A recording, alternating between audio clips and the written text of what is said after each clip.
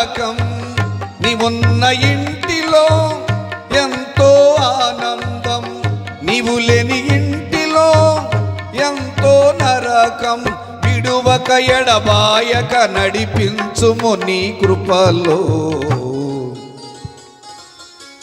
తల్లి మరచిన అందరూ మరువని దేవా, తండ్రి విడచిన విడువని దేవా, తల్లి మరచిన మరువని దేవా, తండ్రి విడచిన విడువని దేవా. ఏమని వర్ణింతునో నీ ప్రేమను, ఏమని వర్ణింతును, ఏకువనే నిన్ను వెదకెదను ప్రభు నీ నామం స్తుతించుటకు. ఏకువనే నిన్ను వెదకెదను ప్రభు నీ నామం స్తుతించుటకు. కట్టి స్తోత్రం చెప్తారా?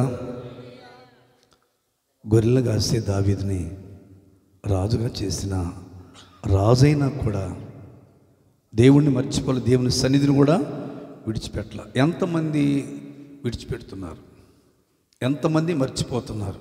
అబ్బే అసలు మేము మర్చిపోవట్లేదు పాస్టర్ గారు. పిల్లోడు పుట్టినప్పుడు అదే, ఆ తర్వాత మళ్ళీ పిల్లోడు పెళ్ళినప్పుడు అదే, మా అమ్మాయి పెళ్ళినప్పుడు కూడా అదే.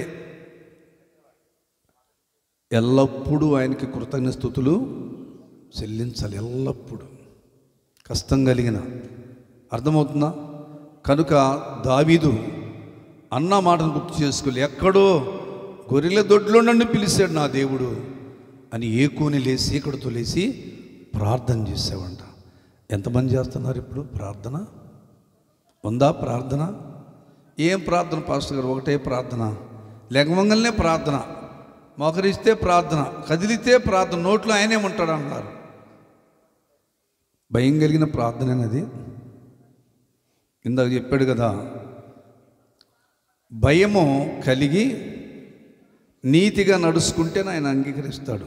నువ్వు భయం కలిగి నీతిగా ప్రార్థన చేస్తే తప్పకుండా ఆయన నిన్ను అంగీకరిస్తాడు. గట్టిగా స్తోత్రం చెప్పండి. అర్థమైన నా మాటలు. కనుక ఈ సమయంలో దావీదు గొర్రెలు కాసుకునే దావీదుని తీసుకొచ్చి మహారాజుని చేశాడు ఆయన. నేను ఇంకొక రాజుని గురించి చెప్తాను రండి. రాజు గర్వించాడండి.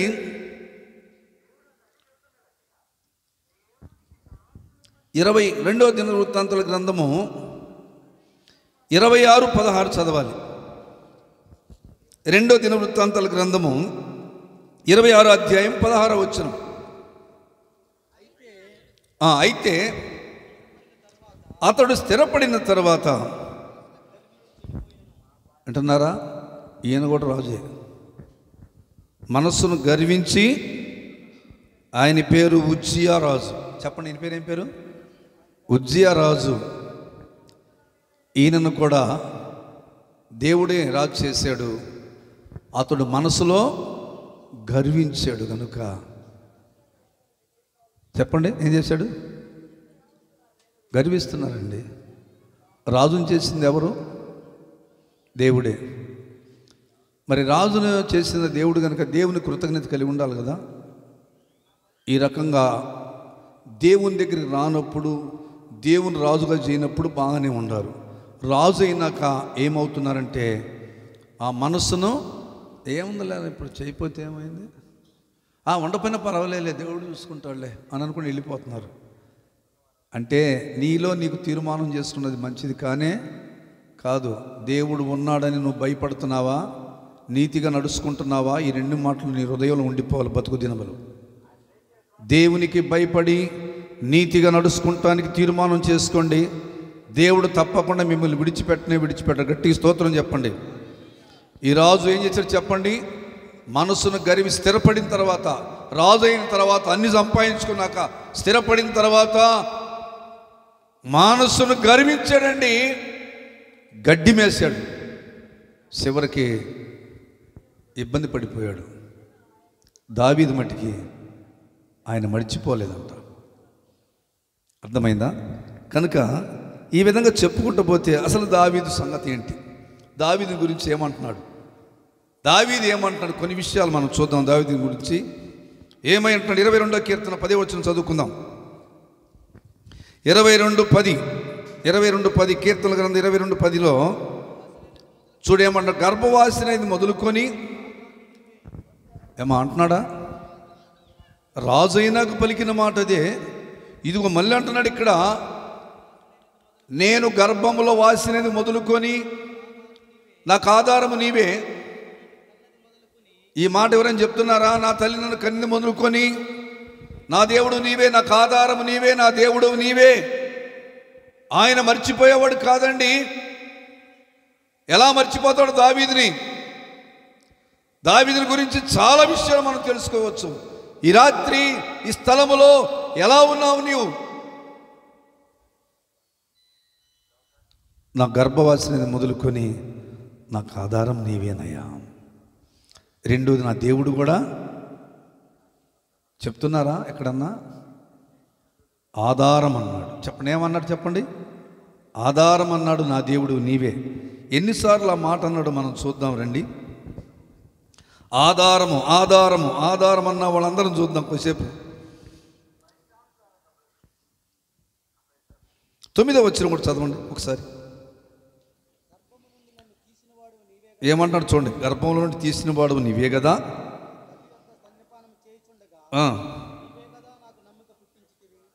నీవేనయ్యా నాకు నమ్మిక పుట్టించావు. ఈ మాటలో ఎన్ని మాటలు ఉన్నాయన్నీ, అవన్నీ చదువుకొని నేర్చుకొని గుర్తుపెట్టుకుంటే అయ్యే మాట్లాడాలి మనం. ఏం 4 మాటలు ఉంటాయి, 1000 మాటలు నోట్లు వేరే ఉంటాయి. ఎందుకు వస్తాయండి? అర్థమవుతున్నాయా? ఎన్ని మాటలు మాట్లాడుతున్నావు ఉదయం సాయంత్రం వాటికి? ఎన్నో మాటలు మాట్లాడుతున్నావు. అవసరమైన మాటలు మాట్లాడండి, దేవుని మాటలు లోపల ఉంచుకోండి. ఇంకా ఆయన ఏమన్నాడు, కొన్ని మాటలు మనం చూద్దాం రండి.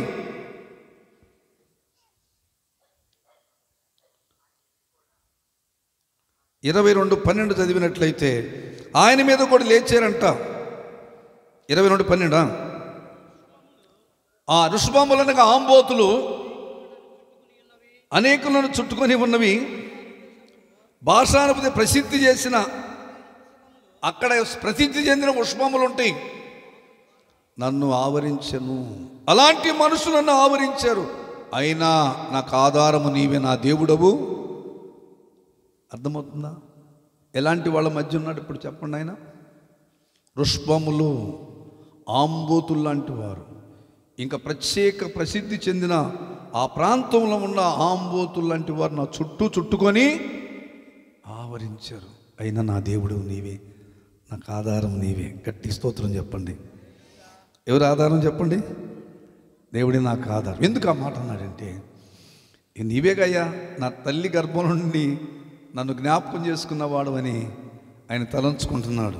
అంత మాత్రమే కాదు, కానీ దావీదు మీదకి సొంత వాళ్ళే తరుముతూ ఉన్నప్పుడు కూడా ఆ మాట పలుకుతాడు. కొన్నిసార్లు ఇప్పుడు ఆంబోతుల్లాగా వారు చుట్టుకొని ఉన్నప్పుడైనా సరే ఆయన భయపడలేదు, కానీ దేవునికి చెప్పుకున్నాడు. 3వ అధ్యాయంలోకి వచ్చి 5వ వచనం చదివినట్లయితే, దావీదు రాసిన కీర్తన 3వ అధ్యాయం 5వ వచనం. అమ్మా ఆగు. యెహోవా నాకు, మొదటి నుండి చిన్న అక్షరాలు ఉంటాయి, చదవండి అక్కడ. ఎవరి కుమారుడు? అబ్షలోము. దావీదు కుమారుడేనా? చదువు.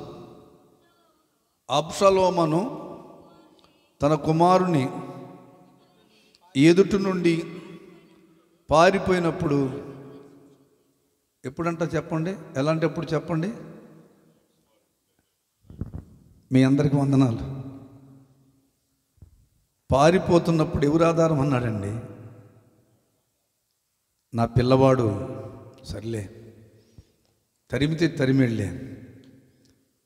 కొంతమందిని అమ్మటి వేసుకొని, మొట్టమొదటి చదవండి, అర్థమవుతుంది. నిదానంగా చదవమా మొట్టమొదటి నుండి. దావీదు అంటాడు, యెహోవా నన్ను బాధించువారు ఎంతో విస్తారంగా ఉండిపోయారు, నా మీదకి లేచువారు అనేకులు దేవుని వలన. ఏమన్నారు చెప్పండి వచ్చిన వాళ్ళు? దేవుని వలన ఏ రక్షణ కలగదు అతనికి. ఇంకేమన్నారు? నన్ను గూర్చి అనేకులు చెప్పుకుంటున్నారు అతనికి ఏమీ రాదంట. ఇంకా చెప్పండి ఎట్టంట? కేడిముగాను, అతిశయస్పదముగాను, నా తల ఎత్తువాడుగాను ఉన్నావు. ఎలుగెత్తి నేను మొరపెట్టినప్పుడు ఆయన పరిశుద్ధమైన పర్వతము నుండి గట్టి స్తోత్రం చెప్పండి. ఆయనకు ఒక నిరీక్షణ అండి. దావీదుకి తరుముతున్నా సరే, పారుదోలుతున్నా సరే, ఇతడికి ఏమి రాదు దేవుని వల్ల, రక్షణ ఏమి కలదన్నా సరే, 5వ వచనంలోకి వచ్చారంటున్నాడు, యెహోవా నాకు ఆధారము. ఈ రాత్రి నీకెవరు ఆధారం?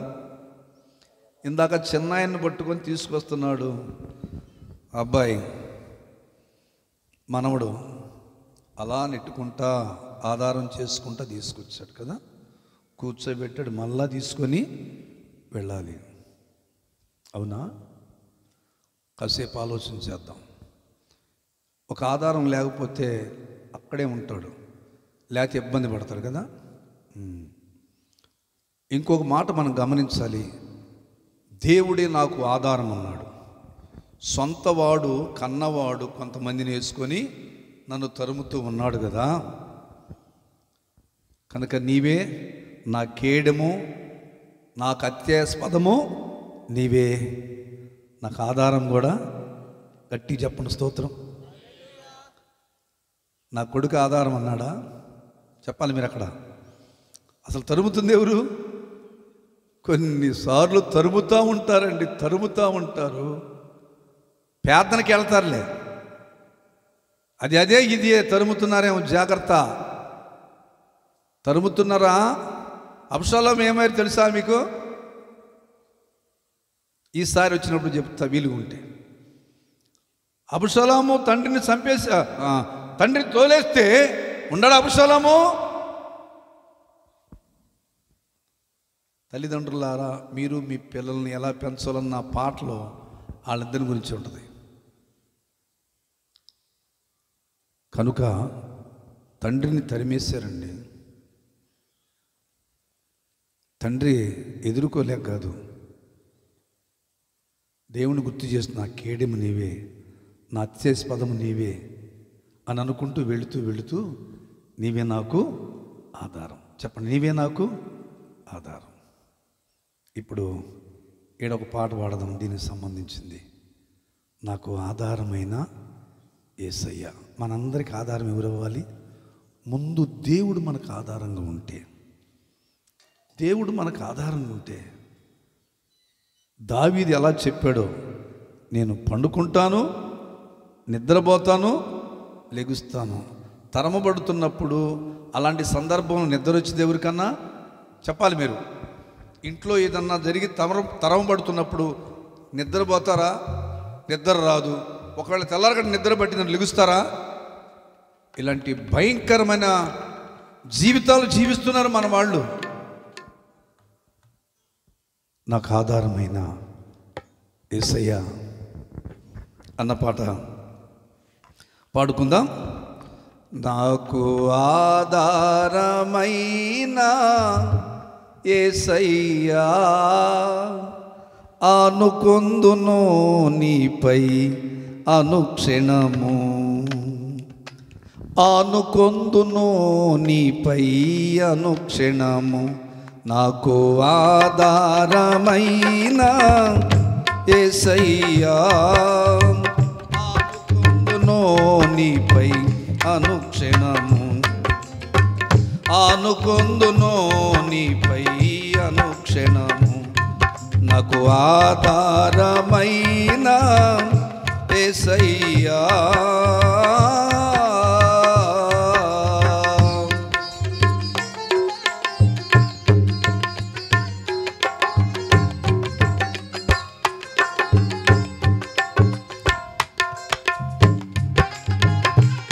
అందరికి ఆధారం ఆయన ఉండాలి. వ్యక్తికి ఆధారం ఉండాలి, కుటుంబానికి ఆధారంగా ఉండాలి దేవుడు. సంఘానికి ఆధారంగా ఉండాలి. అప్పుడే క్షేమంగా ఉంటారు.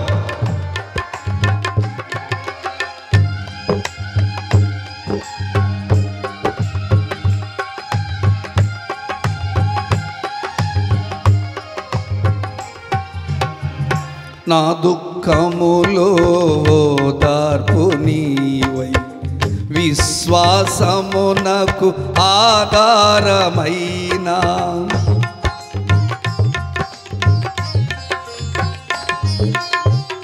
నా దుఃఖములో ఓదార్పు నీవై, విశ్వాసమునకు ఆధారమైన, మితిలేని కనికరం నాపై చూపి, మితిలేని కనికరం నాపై చూపి, నా రక్షణకు ఆధారమైతివి, నా రక్షణకు ఆధారమైతివి.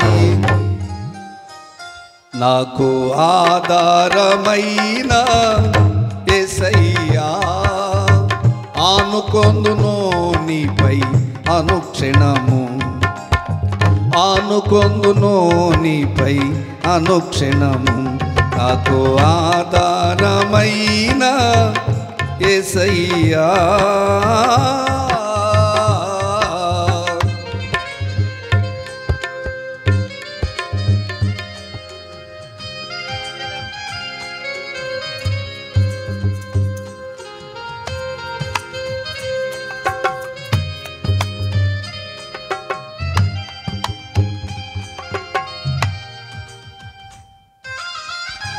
చప్పట్లో.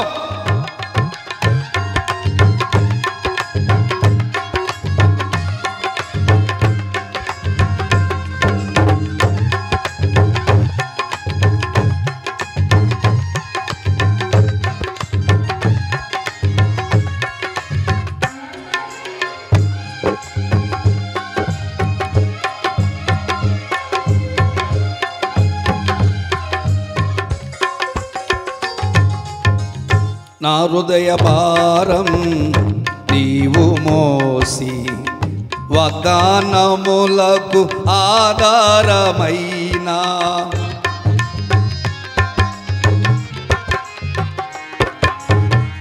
నా హృదయ భారం నీవు మోసి, వాగ్దానములకు ఆధారమైన, పరిశుద్ధాత్మలో అభిషేకించి, పరిశుద్ధాత్మలో అభిషేకించి, నా ధ్యానమునకు ఆధారమైతివి, నా ధ్యానమునకు ఆధారమైతివి. నాకు ఆధారమైన యేసయ్యా, ఆనుకొందును నీపై అనుక్షణము, ఆనుకొందును నీపై అనుక్షణము. నాకు ఆధారమైన యేసయ్యా.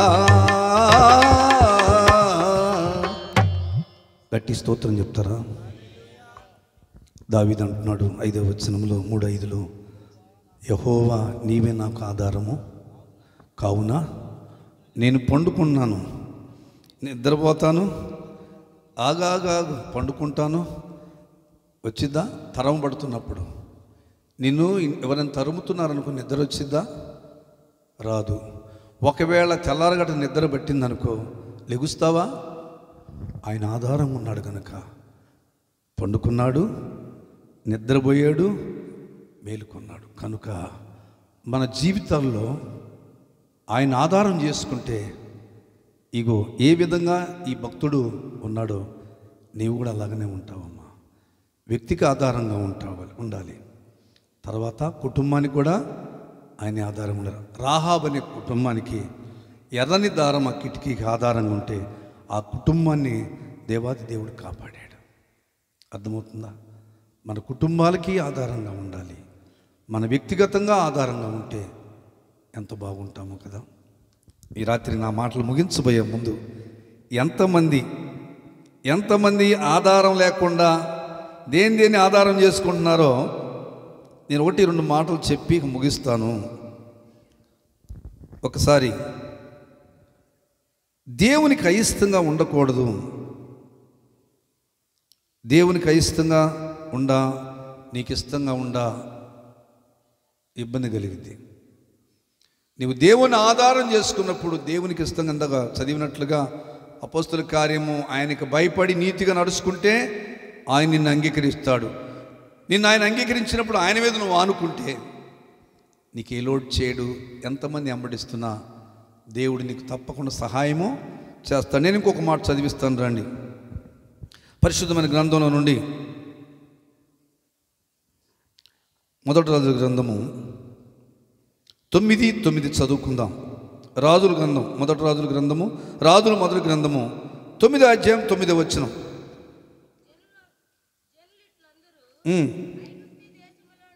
ఐగుప్తి దేశంలో నుండి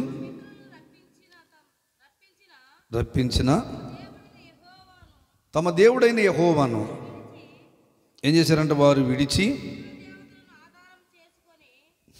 చెప్పండి, ఆయన వదిలిపెట్టిన ఆయన వదిలిపెట్టేసి ఏటుకు ఆధారం చేసుకుంటున్నారు. అప్పుడు కీడులో పడిపోయారు వాళ్ళు. నేను ఇంకొక మాట సంసోను గురించి కూడా చదవాలి. న్యాయాధిపతుల గ్రంథం 16:26 చదవండి. న్యాయాధిపతుల గ్రంథము 16వ అధ్యాయం 26వ వచనం. సంసోను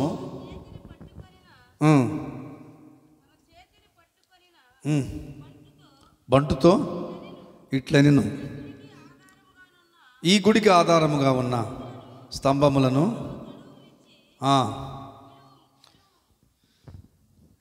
అయ్యా నేను ఈ స్తంభానికి ఆనుకుంటానయ్యా. బలవంతుడండి సంసోను. సంసోన్ అంటే ఫిలిష్తీయులు గుండెల్లో కలవరం, సర్దార్లకు కలవరం కలిగింది.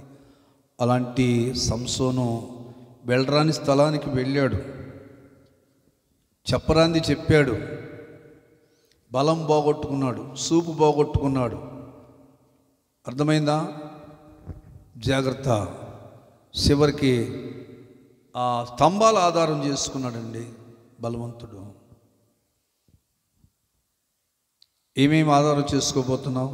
ఈ మాటలు ముగించబోయే ముందు నీవు ఆధారం దేవుణ్ణి చేసుకో, నీ కుటుంబం ఆధారంగా చేసుకోండి. దేవుడికి తప్పకుండా ఆయన నీకు సహాయము చేస్తాడు.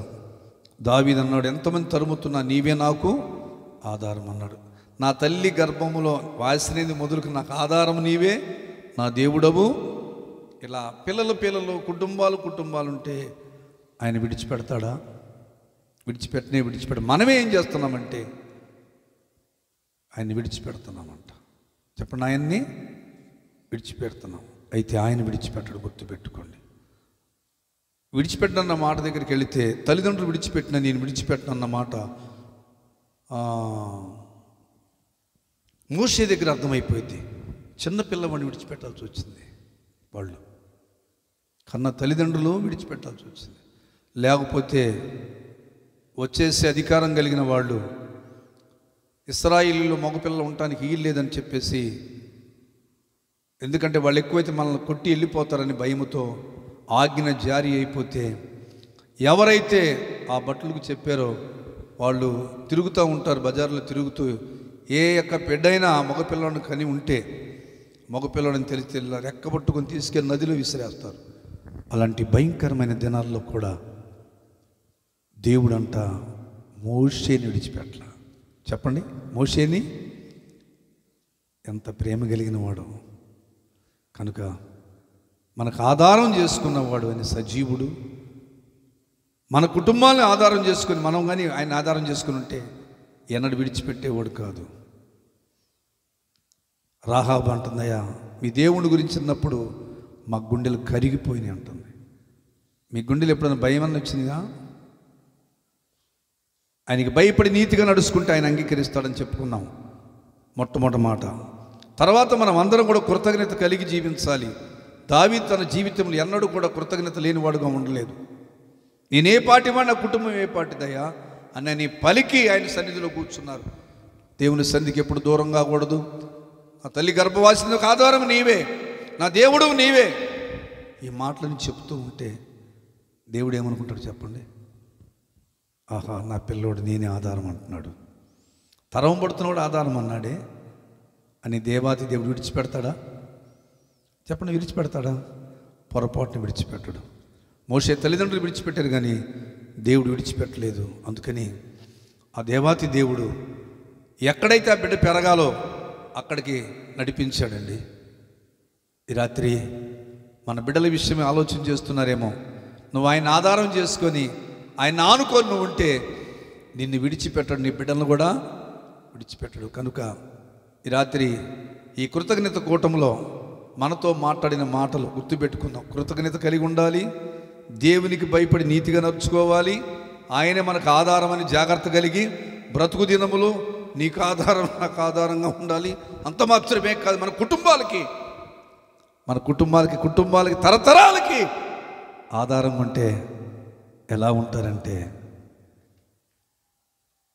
ఆయనకి మహిమార్థంగా, అనేకులకు మేలుకరంగా, కుటుంబాలకి సంఘాలకి ఆశీర్వాదకరంగా ఉంటారు. గట్టి స్తోత్రం చెప్పండి. అలా ఉండాలని మనం గుర్తు చేసుకోవాలి. అందరూ మనం అలా ఉండాలంతే. గొర్రెలు కాసుకుని ఆయన విడిచిపెట్టలేదు కదా, నిన్ను విడిచిపెడతాడా? కనుక ఎన్నడూ మర్చిపోబోకండి, మన స్థితి మర్చిపోకూడదు. మా పాత జీవితము లేదే ఒకప్పుడు మనకున్న పరిస్థితులను గుర్తు చేసుకుంటూ ఎవరిని కూడా తృణీకరించొద్దు, ఎవరిని కూడా హేళన చేయకూడదు. తెలుసా? ఎవరిని తృణీకరించకూడదు, ఎవరిని హేళన చేయకూడదు. నువ్వు దేవునికి భయపడి నీతిగా నడుచుకుంటే ఆ మాట రాదు నీకు. తమ్ముడు రాసిన ఆ వాక్య భాగము గుర్తు, అందరికీ ప్రభు అయినా ఎవరైతే భయపడి నీతిగా నడుచుకుంటారో దేవునికి భయపడి ఆయన అంగీకరిస్తాడు. ఆయన అంగీకరించిన వారిని ఆయన ఆధారం చేసుకొని బ్రతుకుతూ ఉంటే ఎన్నడూ విడిచిపెట్టడు. మోషేని విడిచిపెట్టలేదు, అమ్మని విడిచిపెట్టినా, నాన్న విడిచిపెట్టినా. ఆయనకు ఒక ప్రణాళిక ఉంటుంది. ఆ చిన్న పిల్లోడు కదా, ఆ జమ్ము పెట్టెలో వదిలిపెట్టేస్తే ఆ నదిలో వెళ్ళిపోతూ ఉంటే వాళ్ళ కుమార్తె ఫరో కుమార్తె వచ్చి ఆ పెట్టెని తీసుకురామంటే సెలికత్తెలు తీసుకొస్తే ఈ పిల్లవాడు ఆ పెట్టెలో కనపడతాడు. ఇప్పుడు ఆమంటది, ఈ పిల్లోడు నా కోసం, బా ఎంత మంచి, నా కోసం పెంచండి, వాళ్ళ నానేమో తొంచండి అన్నాడు. వాళ్ళ నానే ఉండటానికి లేదు, మగవాడు ఉండటానికి లేదు. ఎవరైనా ఇశ్రాయేలీలో ఎబ్రిల్లో కానీ ఆ కానుపోయినప్పుడు చూస్తే మగ పిల్లోడిని కానుపేట్ల మీద గొంతు పిసకాలంట. ఎంత ఘోరమో! అలాంటి భయంకరమైన దినాల్లో దేవుడు మోషేని కాపాడాడు. చెప్పండి, ఎవరిని కాపాడాడు? మరి మనల్ని ఎలా కాపాడాడు? మనల్ని ఎలా ఉంచాడు? మనం ఆయన ఆధారం చేసుకోవాలి. ఆయన మోషేని దేవుడు మనల్ని కూడా విడిచిపెట్టాడు. ఆయన మనమే విడిచిపెడతా ఉంటాం కదా. అందుకని ఆయన ఎన్నడూ మనల్ని విడిచిపెట్టే దేవుడు కాదు, మర్చిపోయేవాడు కూడా కాదు. మన పిల్లలను కూడా అభివృద్ధి చేస్తానని చెప్పన్నాడు. 115వ కీర్తన 12-13 వచనాలు చదివినట్లు చదవద్దులే కానీ ఇంటికి పోయినాడు చూడండి. ఆ వాక్య భాగం నెరవేర్చే దేవుడు. అవును, మోషేని విడిచిపెట్టలేదు, మనల్ని కూడా విడిచిపెట్టడు, మన పిల్లలను కూడా విడిచిపెట్టడు. ఆ పిల్లల్ని కుటుంబాన్నంట వృద్ధి చేసి అభివృద్ధి చేస్తానన్నాడు. ఆ మాటలు గుర్తుపెట్టుకోండి.